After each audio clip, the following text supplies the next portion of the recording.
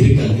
ஆனால் எப்படியாவது என்ன செய்தாலும் சரி ஆண்டவருடைய நற்செய்தி மற்ற ஜனங்களுக்கு அறிவிக்க வேண்டும்.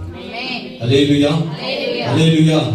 எந்த குறிப்பிட்ட சமுதாயத்திற்கு மட்டும் ஆண்டவர் இல்லை, குறிப்பிட்ட மதத்தினருக்கு மட்டும் ஆண்டவர் கிடையாது, குறிப்பிட்ட ஜாதிகளுக்கு மட்டும் ஆண்டவர் கிடையாது. ஆண்டவர் பிறந்தது எல்லா ஜனத்திற்கும் மிகுந்த சந்தோஷத்தை உண்டாக்க வேண்டும் என்பதற்காகவே ஆண்டவர் பிறந்திருக்கிறார். அல்லேலூயா சொல்லுங்களேன், அல்லேலூயா சொல்லுங்களேன். ஆண்டவர் பிறந்தது நான் மாத்தி சொல்ல முடியும். எனக்காக ஆண்டவர் பிறந்தது என்ன சந்தோஷமா வைக்கிறதுக்காக மாத்திரமே. அல்லேலூயா சொல்லுங்களேன். ஒருவேளை கவலையோடும் கண்ணீரோடு நீ உட்கார்ந்திருப்பாய் என்று சொன்னார், இன்னும் நீ கர்த்தரிடத்தில் நெருங்கி வர வேண்டிய நாட்கள் அதிகமாக இருக்கிறது. அல்லேலூயா சொல்லுங்க, அல்லேலூயா சொல்லுங்க. ஒருவர் வார்த்தை சொல்றாரு, அது எனக்கு ரொம்ப பிடிக்கும். என்னை கொன்று போட்டாலும் எப்படி இருப்பீங்க?